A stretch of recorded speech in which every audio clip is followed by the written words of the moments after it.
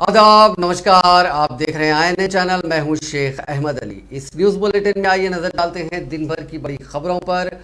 Telangana inter first year के नतायज जुमेरात की सपहर जारी कर दिए गए हैं। फर्स्ट ईयर में कामयाबी की शरह यानी पासिंग परसेंटेज 49% है, जिनमें 56% लड़कियां और 42% लड़के पास हुए हैं।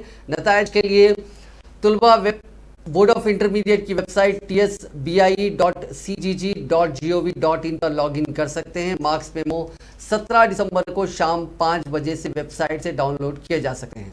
वाज़ेह है कि इंटरमीडिएट सेकेंड ईयर में ज़ेर तालीम तुलबा के लिए साल अव्वल के इम्तिहान इस साल 25 अक्टूबर से 3 नवंबर तक मुनक्किद किए गए थे। इंटर जनरल के 4,09,911 तुलबा और वोकेशनल 49,331 वोकेशनल तुलबा ने इंटर इम्तिहान में शिरकत की थी। इस तरह मजमूई तौर पर तुलबा की कुल तादाद 4,59,242 थी जिन्होंने इम्तिहान लिखे थे, जिनमें 1,99,786 जनरल तुलबा और 24,226 वोकेशनल तुलबा ने कामयाबी हासिल की। बोर्ड हुक्काम के मुताबिक जुमला 2,24,012 तुलबा ने इंटरमीडिएट फर्स्ट ईयर पास किया।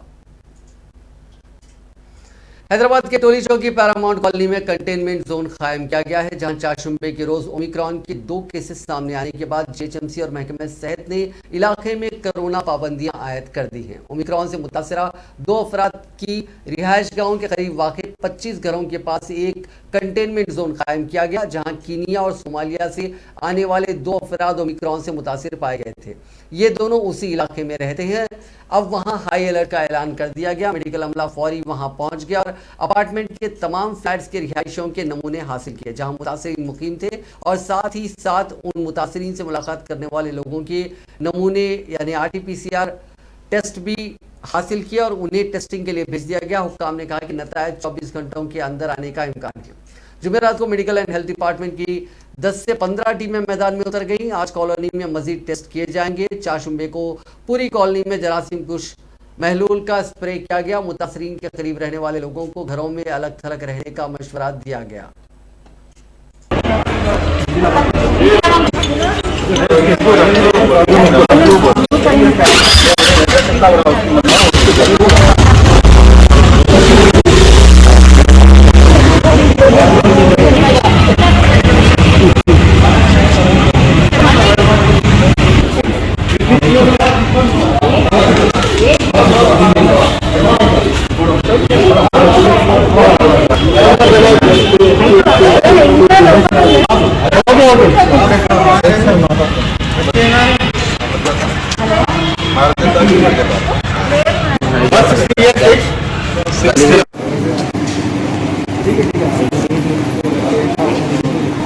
भयानक बढ़ाया करते हैं।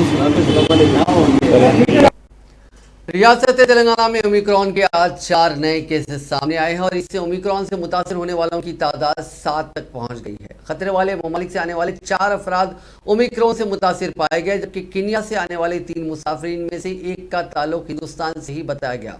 वो ओमिक्रॉन से मुतासर बताए गए। इस तरह मजमूई तौर पर रियासत में ओमिक्रॉन वेरिएंट से मुतासर होने वालों की कुल तादाद 7 हो गई। रियासत में नए वेरिएंट के केसेस में इजाफे के पेश नज़र रियासती महकमे सेहत ने आवाम से एहतियाती इक़दाम पर अमल करने और मास्क लगाने की अपील की है। अब नजर डालते हैं कोरोना से जुड़े आंकड़ों पर। पिछले 24 घंटों में रियासत भर में 40,103 अफराद का कोरोना का टेस्ट किया गया, जिसमें 190 मुस्बित पाए गए। इसी दौरान 2 और अफराद की इस मोजी वायरस से मौत हो गई, जबकि 195 अफराद ने इस मोजी वायरस को शिकस्त दी। रियासत में अब भी 3,805 अफराद का कोरोना का इलाज जारी है। रियासत आंध्र प्रदेश में आज एक और बस हादसा पेश आया। कल ही आंध्र प्रदेश के मशरकी गोदावरी के जंगारेड्डीगुड़म के करीब जलिया नदी में एक बस गिर गई थी, जिसमें 10 मुसाफिरीन हलाक और इस हादसे में दीगर 9 मुसाफिरीन जख्मी हो गए थे। वहीं आज आंध्र प्रदेश के ही प्रकाशम जिले में एक खानगी बस का एक और खौफनाक हादसा पेश आया। 35 मुसाफिरीन को लेकर अपनी मंजिल की जानिब रवाना इस खानगी बस में अचानक आग के शोले भड़क उठे। खुशकिस्मती से इस हादसे में किसी भी मुसाफिर की मौत वाक़ई नहीं हुई। तफसीलात के मुताबिक तेलंगाना के दारुलहुकूमत हैदराबाद से चिराला जा रही खानगी ट्रैवल्स की बस जब परचूर मंडल के तिम्माराजम माफ कीजिएगा तिम्मा राजूपेट के करीब पहुंची तो शॉर्ट सर्किट के बाद इस बस में आग भड़क उठी। चलती हुई बस में आग लग जाने के बाद तेज हवाओं के बायस इस आग ने मजीद शिद्दत अख्तियार कर ली और मुकम्मल बस आग के गोले में तब्दील हो गई। आज सुबह की अवलीन सातों में पेश आए इस खौफनाक हादसे के वक्त बस में सवार तमाम मुसाफिरीन गहरी नींद में थे। बस में फैलती आग को देखते हुए उस बस के ड्राइवर ने चौकसी और मुस्तैदी का मुजाहरा करते हुए चीख चीख कर बस में सोए हुए मुसाफिरीन को जगाया। इस अचानक मुसीबत का शिकार और आग के शोलों में घिरी बस में सवार तमाम मुसाफिरीन जिस हालत में महवे ख्वाब थे उसी हालत में उन्होंने उस जलती हुई बस से छलांग लगाते हुए अपनी जानें बचाई।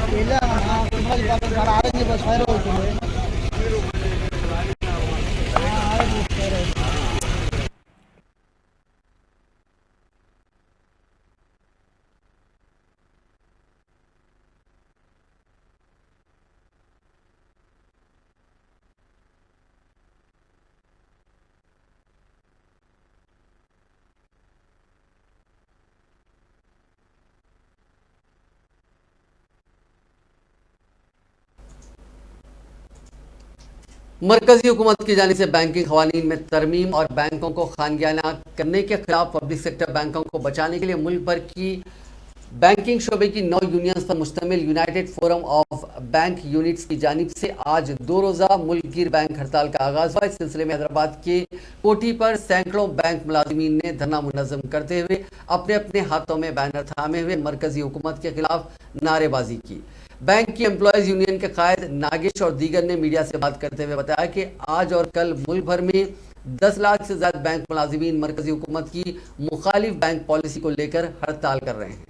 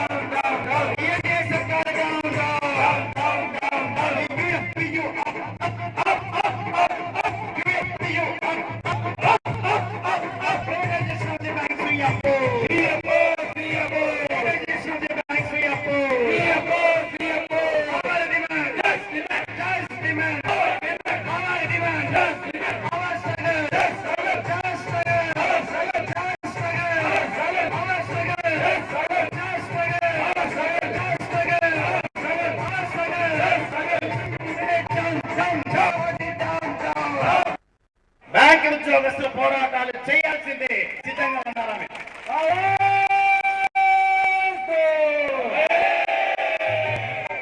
రేపటి నుంచి మన మీద చట్టాలు ఉపయోగించే ప్రమాదాలు ఉన్నాయి, సమయాన్ని నిషేధించేటటువంటి ప్రమాదాలు ఉన్నాయి, కోర్టుల్ని అప్రోచ్ అయ్యి మన మీద దాడి చేసేటటువంటి ప్రమాదాలు ఉన్నాయి. అయినప్పటికీ కూడా తట్టుకునే శక్తిని మనం అందరం కూడా ఎక్వైర్ చేయాల్సింది. అందుకని 2 రోజుల సమ్మె అనేటటువంటి ఆరంభం మాత్రమే. నాగేశ్వర్ గారు మాట్లాడతారు. ఇప్పుడు మాట్లాడే ముందు మీ అందరి తరఫున కూడా United forum of bank unions తరఫున, ఆంధ్రప్రదేశ్ తెలంగాణ రాష్ట్ర శాఖల తరఫున మోడీ ప్రభుత్వానికి ఇదే హెచ్చరిక చేస్తున్నాం. బ్యాంకు ఉద్యోగస్తులు కనుక తక్కువగా అంచనా వేస్తే బ్యాంకులు కనుక యువకుల్ని అక్కడ ఉన్నటువంటి మేధావుల్ని అందరినీ కలుపుకొని ప్రతి జిల్లా కేంద్రంలో కూడా ప్రతి మండల కేంద్రంలో కూడా చర్చ పెట్టాలి. డెమోక్రసీలో ultimately we have to give information. WhatsApp universities వచ్చాయి, అంత దుర్మార్గమైనటువంటి దుష్ప్రచారం మన మీద కూడా దాడి చేస్తారు. మీరు చూడండి 2-3 రోజుల తర్వాత రాబాబు గారు మీ యూనియన్ పైన మీ పైన కూడా దాడి చేస్తారు వాట్సాప్ లో. మీరు చూడండి, ఐ వోంట్ బి రాంగ్, మీరు చూడండి. ఇక వారం वजीर बल्दी नज़्म नस्ब के.टी. रामाराव ने कहा कि चीफ मिनिस्टर चंद्रशेखर राव ने अपोजिशन के किसी भी रुकने असेंबली के साथ इम्तियाजी सलूक नहीं किया। संगारेड्डी हल्के में मेडिकल कॉलेज और नर्सिंग कॉलेज के लिए 550 करोड़ रुपए मंजूर किए। यहाँ के कांग्रेस रुकने असेंबली जग्गा रेड्डी ने असेंबली में मेडिकल कॉलेज कायम करने की दरख्वास्त की और चीफ मिनिस्टर ने फौरी तौर पर कॉलेज की मंजूरी दे दी। चीफ मिनिस्टर KCR जल्द ही इस कॉलेज का संग बुनियाद रखेंगे। उन्होंने कहा कि हुकूमत जियो 58-59 के दोबारा अहिया की कोशिश कर रही है। इस सिलसिले में काबीना की झैली कमेटी भी तश्कील दी गई है। अगर गरीब सरकारी ज़मीन पर घर बनाते हैं तो उन्हें रेगुलराइज करने के लिए स्क्रीनिंग की जाएगी। उन्होंने कहा कि हम तमाम शहरों को तरक्की दे रहे हैं। रियासत की सरमायाकारी का बड़ा हिस्सा संगारेड्डी को जाता है। इससे मकामी नौजवानों के लिए रोजगार के मौके पैदा होंगे। केटीआर ने कहा कि हम संगारेड्डी जिले के मजमूई तरक्की के साथ आगे बढ़ेंगे। केटीआर ने कहा कि संगारेड्डी सदाशिवपेट बल्दियात को 50 करोड़ रुपए जारी किए जाएंगे। केटीआर ने संगारेड्डी म्यूनिसिपैलिटी में integrated veg non veg market का संग बुनियाद रखा। इस मौके पर अरकान पार्लियामेंट कुत्ता प्रभाकर रेड्डी और बीबी पाटिल, एमएलए जग्गा रेड्डी, क्रांति किरण और भोपाल रेड्डी भी मौजूद थे।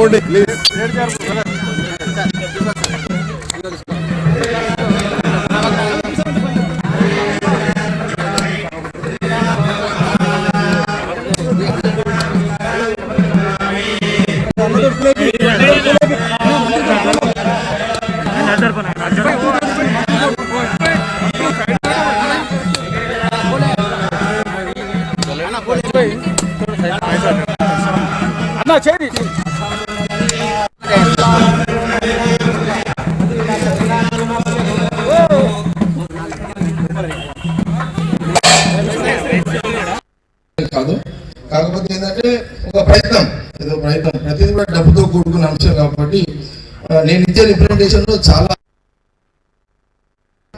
అవకాశం ఉన్న రోజు మంజూరు ఇవ్వాలని కోరుతూ ఇంకా చాలా అంశాలు చివరిగా సింగిల్ ముచ్చట్లో మంత్రి గారి దృష్టికి కేటీఆర్ గారి దృష్టికి తీసుకొస్తుంది ఏంటంటే నేను ఇచ్చే రిప్రజెంటేషన్ లో 996 కోట్ల 60 లక్షల రూపాయలకు సంబంధించి రిప్రజెంటేషన్స్ నేను కేటీఆర్ గారికి ఇవ్వడం జరుగుతుంది. దాని అంచెలంచెలుగా అవకాశం ఉన్నప్పుడు మరి అవన్నీ మంజూరు ఇస్తారని ఆశిస్తూ మరి నేను నాకు ఇచ్చిన అవకాశానికి ప్రత్యేకంగా కృతజ్ఞత తెలియజేస్తూ వారికి నేను ఒక మెమోరాండం సమర్పించడం జరుగుతుంది.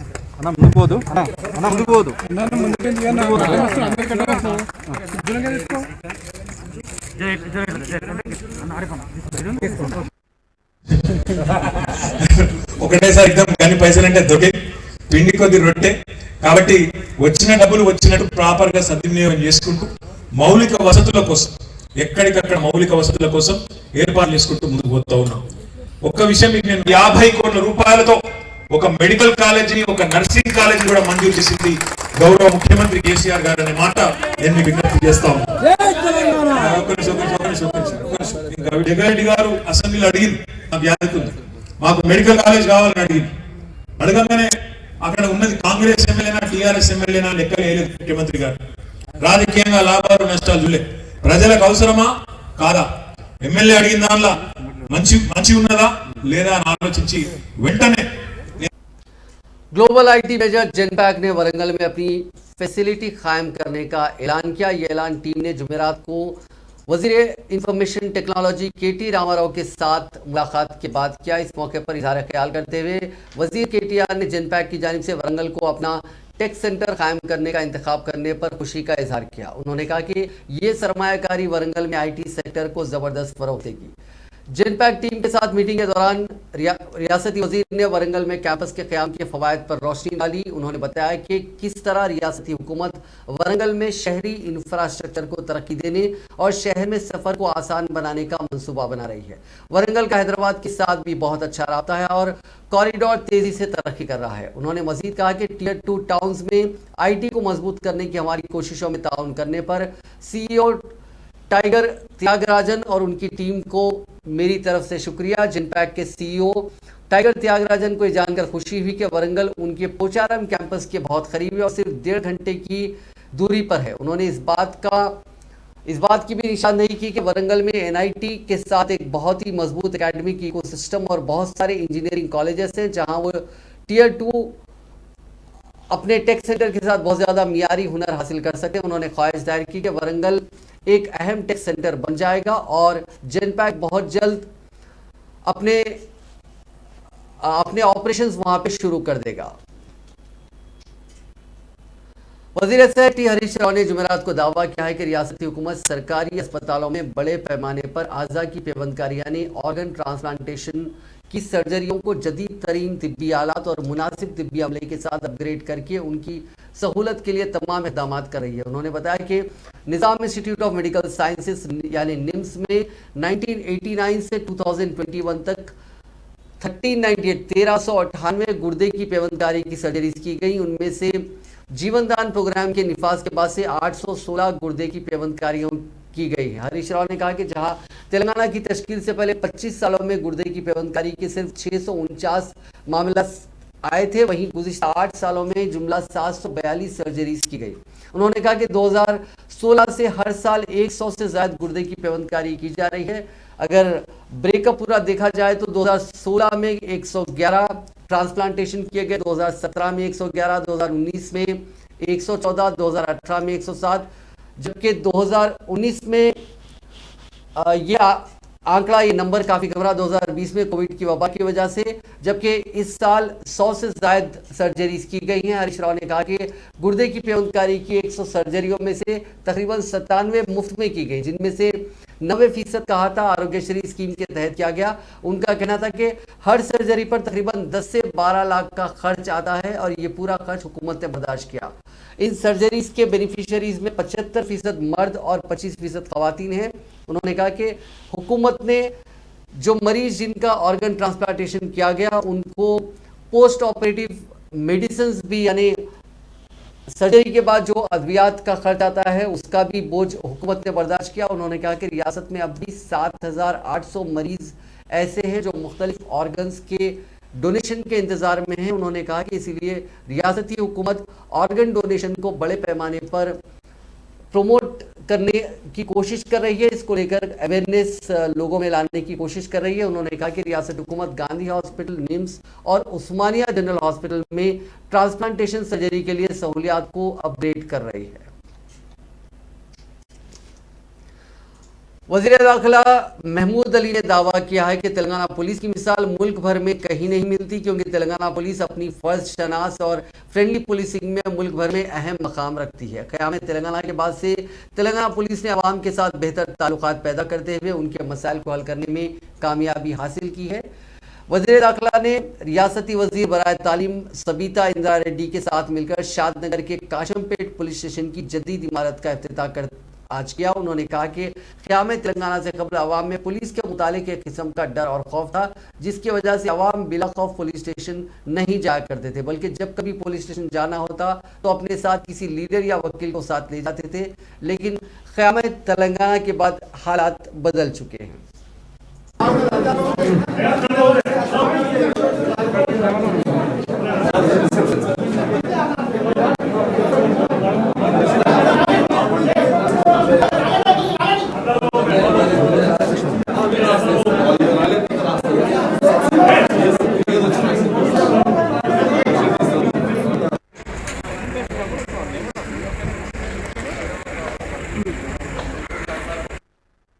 కేశవపేట పోలీస్ స్టేషన్ ఇనాగ్రేషన్ చేశారు. వాళ్ళకు సీఎంగారు తెలంగాణ వచ్చిన తర్వాత పోలీసులు చాలా ఇంపార్టెన్స్ ఇచ్చారు. ఎందుకంటే మూమెంట్ లో సీఎం గారు పార్లమెంట్ లో 33 పార్టీ రిప్రజెంటేషన్ ఉన్నారు. ఆ పార్టీ లీడర్స్ తో కలిసి సార్ మీ తెలంగాణ చెప్తున్నారు సార్, తెలంగాణ వచ్చిన తర్వాత ల్యాండ్ ఆర్డర్ ఎట్లా మెయింటైన్ చేస్తారు, అప్పుడు క్రిమినల్ రైట్స్ ఎట్లా జరిగింది, నెక్స్టిజం ఎక్కువ ఉంది. మా ఆనరబుల్ సీఎం గారు చాలా ఆ టైంలో అందరూ క్వశ్చన్ చేస్తున్నారు. కరెంట్ ప్రాబ్లం ఉంది, నెక్స్టిజం ప్రాబ్లం ఉంది, ఫార్మర్స్ ప్రాబ్లం ఉంది.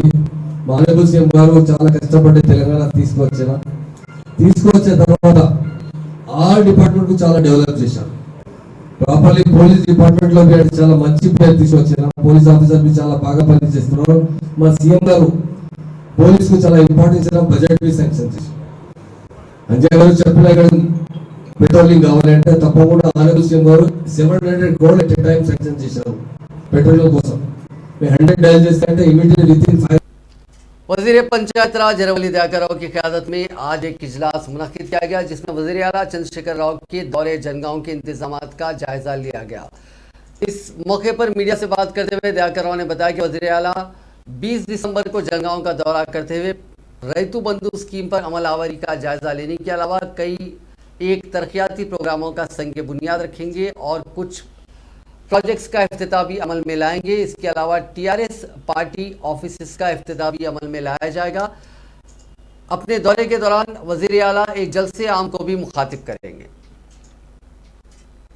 सदर YSR Telangana party vice Sharmila ने वज़ीर आला चंद्रशेखर राव पर इल्जाम आयद किया कि वो गोल्डन तेलंगाना यानी बंगारू तेलंगाना को किसानों की मौत के तेलंगाना में तब्दील कर चुके हैं। आज अपने ट्वीट के जरिए शर्मिला ने कहा कि जयशंकर भूपालपल्ली के 52 साला जय रविंद्रा ने आज मिर्ची की कीमत ना मिलने पर नाउमीदी की हालत में खुदकशी कर ली और यादाद्री भुवनगिर जिले के 43 साला कॉटन फार्मर बी नरसिम्हा ने भी खुदकशी कर ली। शर्मिला ने वज़ीर आला से सवाल किया कि किसानों की खुदकशी का ये सिलसिला कब रुकेगा। वज़ीर आला व टीआरएस सरबराह चंद्रशेखर राव कल यानी 17 दिसंबर को दोपहर 2 बजे तेलंगाना भवन में एक अहम इजलास मुनक़िद करेंगे, जिसमें अरकान पार्लियामेंट, अरकान मुखन्नना, जिला परिषद सदुनशीन, डिस्ट्रिक्ट कोऑपरेटिव, सेंट्रल बैंक्स के सदुनशीन, रैतु बंधु जिला कमेटियों के सदुनशीन, मुख्तलिफ रियासती सतह के कॉरपोरेशन के सदुनशीन, टीआरएस रियासती आमला के अहदेदार और अहम कायदीन शिरकत करेंगे। और 18 दिसंबर को प्रगति भवन में जिला कलेक्टर्स के साथ दलित बंधु और दीगर स्कीमात पर इजलास मुनक़िद होगा। रियासती वज़रात, चीफ सेक्रेटरी सोमेश कुमार और आला अहदेदार इसमें शिरकत करेंगे। इजलास में दलित बंधु स्कीम पर अमलावरी, खासतौर पर हुजूराबाद और दीगर 4 मंडलों में स्कीमात पर अमलावरी का जायजा लिया जाएगा। रियासती सतह पर मार्च से कबल दलित बंधु पर अमलावरी पर हिकमत अमली तय की जाएगी। अवामी नुमाइंदों और अहदेदारों से मुशावरत के अलावा अहदेदारों और अवामी नुमाइंदों के लिए ट्रेनिंग कैंप्स मुनक़िद किए जाएंगे। इजलास में किसानों से धान की खरीदी का भी जायजा लिया जाएगा। इसके अलावा 19 दिसंबर से वो अजला के दौरों का आगाज करेंगे। वो 19 दिसंबर को वनप्रति जिला कलेक्ट्रेट कॉम्प्लेक्स का इफ्तिताह करेंगे और मेडिकल कॉलेज के क़याम का संग बुनियाद रखेंगे। वो टीआरएस जिले दफ्तर का भी इफ्तिताह अंजाम देंगे। 20 दिसंबर को जनगांव जिले का दौरा करते हुए कलेक्ट्रेट की इमारत का इफ्तिताह करेंगे और मुख्तलिफ तरक्याती कामों का आगाज करेंगे। चीफ मिनिस्टर अनकरीब दीगर अजला के दौरे का भी मंसूबा रखते हैं। मौलाना आज़ाद नेशनल उर्दू यूनिवर्सिटी ने आज Telangana minorities residential educational institution society यानी टिम्बरीज हैदराबाद के साथ एक याददाश्त मुफाहमत पर दस्तखत किए ताकि तालीमी मियार को मज़ीद बेहतर बनाया जा सके। Professor Syed Ainul Hasan vice chancellor MANUU ने अपने सदारती खिताब में इस याददाश्त को दोनों इदारों की मुश्तरका ज़रूरियात को पूरा करने के लिए एक दस्तावेज़ करार दिया, जो कि नई तालीमी पॉलिसी में सुराहत करदा जामे तालीम का हिस्सा होगी। Professor Siddiqui Mohammad Mahmood, dean school of education and training और रजिस्ट्रार इंचार्ज, और जनाब बी शफीउल्लाह आईएफएस सेक्रेटरी टिम्बरीज ने वाइस चांसलर और pro vice chancellor professor SM Rahmatullah और दूसरों की मौजूदगी में याददाश्त पर दस्तखत किए। टिम्बरीज प्राइमरी स्कूल से हायर सेकेंडरी सतह तक मियारी तालीम फराहम करने के लिए तेलंगाना रियासत में 204 रिहायशी स्कूल चलाता है। ये इश्तराक टिम्बरीज और तेलंगाना में अक़लियतों की तरक्की में माउन साबित होगा और मियार तालीम में बेहतरी के मुख्तलिफ अवामिल से मुतालिक तहकीक का मौका फराहम करेगा। इसे मानू और टिम्बरीज को असातिज़ा के तरबियती प्रोग्राम मुनक़िद करने में भी मदद मिलेगी। मानू मुख्तलिफ शोबों में तहकीक करेगा, जैसे टिम्बरीज में तदरीसी तरीक़ेकार, तालीम के मियार को बेहतर बनाने में टिम्बरीज इंतज़ामिया का किरदार, तुलबा का समाजी व इक़्तिसादी पस मंज़र वगैरह मज़ीद बेहतरी की सिफारिशात के लिए इक़दामात के नताइज का तज्ज़िया भी करेगा। टिम्बरीज MOU के तहत तहकीक के लिए दरकार मालूमात फराहम करेगा। इस माहदे की मियाद 3 साल की होगी, जिसके बाद से इसकी दोबारा तजदीद की जा सकती है। रियासत में इंजीनियरिंग फार्मेसी की तालीम मजीद महंगी होने वाली है। खानगी कॉलेज इंतजामिया की जानिब से फीस में इजाफा करने की तैयारियां की जा रही हैं। फीस में कितना इजाफा किया जाएगा, इसका कतई फैसला TAFRC करेगा। इस अमल का एक हफ्ते में नोटिफिकेशन जारी होने का इम्कान है। इजाफा शुदा फीसों पर आइंदा साल यानी 2022-23 से अमलावरी होगी। Indian council for technical education यानी AICT के कवायद के मुताबिक हर 3 साल में एक मरतबा फीस पर नज़रसानी करनी होती है। कॉलेजेस में फराहम की जाने वाली बुनियादी सहूलतों का जायजा लेते हुए Telangana audition and fee regulatory committee कतई फैसला करेगी। रियासत में 198 engineering, 112 pharmacy, 54 pharma D colleges हैं। रियासत में फिलहाल इंजीनियरिंग की कम से कम सालाना फीस 44,000 और ज़्यादा से ज़्यादा 1,34,000 रुपये है। 25 कॉलेजेस में फीस 1 लाख से ज़्यादा है, जबकि माँ बाकी कॉलेजेस में 1 लाख रुपए से कम है। खानगी कॉलेजेस इंतजामिया की जानिब से इस मरतबा 15% फीस में इजाफा करने पर गौर किया जा रहा है। इसको TAFRC की जानिब से मंजूरी दी जाती है तो इंजीनियरिंग की सालाना फीस कम से कम 50,000 रुपये और ज़्यादा से ज़्यादा 1.5 लाख रुपये हो जाने का इम्कान है। यानी इंजीनियरिंग कोर्स की तकमील के लिए 2 से 6 लाख रुपए की अखराजात होंगे। खानगी कॉलेजेस की जानिब से गुज़िश्ता 3 साल के दौरान कॉलेजेस को चलाने के अखराजात, बुनियादी सहूलतों की तोसी और तालीमी मियार को बढ़ाने के लिए कई किए गए मसारिफ पर मुश्तमिल रिपोर्ट इंतजामिया को पेश करेगी। साल 2019 के बाद कोरोना बहरान के बायस तालीमी इदारों में फिजिकल क्लासेस नहीं हुए, ऑनलाइन की तालीम पर इत्तेफाक किया गया। ऐसे में नए अखराजात क्या हुए और फीस में क्यों इजाफा किया जाए, इस पर भी सवालात उठ रहे हैं। हैदराबाद की पुलिस ने ड्रग्स सरबराह करने वाली 3 रुकनी टोली को गिरफ्तार कर लिया और उनके कब्जे से ड्रग्स और गांजा जब्त कर लिया। हैदराबाद की घटकेसर पुलिस ने आउटर रिंग रोड के अंडर ब्रिज में 3 अफराद को उस वक्त गिरफ्तार कर लिया जब ये लोग मुलाकात के लिए जमा हुए थे। उनमें से एक खातून भी शामिल है। पुलिस ने बताया कि 28 साला जमीर सिद्दीकी साकिन हुमायूं नगर, 32 साला रमिया साकिन हफीज पेट और 31 साल के अखिल साकिन अलमाज गोड़ा को गिरफ्तार करते हुए उनके कब्जे से मुटिया पिटिया साइन ड्रग्स और गांजे को जब्त कर लिया गया। इसके अलावा पुलिस ने कार्रवाई में एक कार को भी जब्त किया। इन तीनों की दोस्ती क्लब हाउस ऐप के जरिए हुई थी और इस ऐप के जरिए उन्होंने ड्रग्स के मुतालिक तबादला ख्याल किया। गच्चीबौली पंप में उनकी मुलाकात फिर हुई। अखिल अक्सर गोवा का सफ़र करता था और उसके ज़रिए उन्होंने ड्रग्स हासिल किया, जिसके बाद अखिल ने ज़मीर और रमिया को गोवा रवाना किया और उन्हें ऑनलाइन रकम ट्रांसफ़र की और मंशियात मंगवाए। 9 दिसंबर के दिन गोवा जाने के बाद ये दोनों 13 दिसंबर को वापस हुए और इन तीनों ने घटकेसर के इलाके में मुलाकात का मंसूबा बनाया। ताहम खुफिया इत्तला पर कार्रवाई करते हुए घटकेसर पुलिस ने उन्हें गिरफ्तार कर लिया। हैदराबाद में एक नवासे ने ऑनलाइन गेम खेलते हुए अपने नाना के 11 लाख रुपए की रकम साइबर सारिकों के हाथ लगा दी, जो गेमिंग ऐप के जरिए दूसरे के अकाउंट में मुंतकिल हो गई। रकम से महरूम होने वाले शख्स कोई आम आदमी या बिजनेसमैन नहीं, बल्कि वो पुलिस के एक रिटायर्ड सब इंस्पेक्टर हैं। तफसीलात के मुताबिक सैयद असगर अली हैदराबाद के नेशनल पुलिस एकेडमी में सब इंस्पेक्टर की हैसियत से रिटायर हुए। रिटायरमेंट के बाद उनके बैंक अकाउंट में काफ़ी रकम थी। इस दौरान उनका 11 साला नवासा अपने नाना असगर अली के फ़ोन को ऑनलाइन क्लासेस के लिए इस्तेमाल करता था और उस फ़ोन पर ऑनलाइन गेमिंग खेलता था। ये फ़ोन बैंक अकाउंट से मुंसलिक था। इस दौरान ऑनलाइन गेमिंग ऐप के जरिए भारी रकम असगर के बैंक अकाउंट से दूसरे अकाउंट में मुंतकिल हो गई। ये वाकया जारिया साल जुलाई का है। मामले का इल्म होने पर असगर अली ने जुलाई में सैबराबाद साइबर क्राइम पुलिस में शिकायत दर्ज कराई। सैबराबाद पुलिस ने इस केस की तहकीकात करते हुए सिंगापुर में ऑनलाइन गेमिंग ऑफिस की निशानदेही की और उनसे रब्ता किया। सैबराबाद पुलिस ने 5 माह की तवील कोशिशों के बाद सैयद असगर अली के अकाउंट में 11 लाख रुपए मुंतकिल कर दिए। गुमशुदा नकदी की वापसी से मुतासरा खानदान खुश है और सैबराबाद पुलिस का शुक्रिया अदा किया है। मैं रिटायर्ड सब इंस्पेक्टर वैसे अली, नेशनल पुलिस अकादमी हैदराबाद। मैं रिटायर्ड हूँ और मैं हमारा बच्चा गिल नवासा जो है। शादी से ऐन खब्र होने वाला दूल्हा जहेज की रकम और दुल्हन का जेवर लेकर फरार हो गया। यह वाकया रियासत तेलंगाना के संगारेड्डी जिले में पेश आया, जो ताखीर से मंजर आम पर आया जब पुलिस से शिकायत की गई।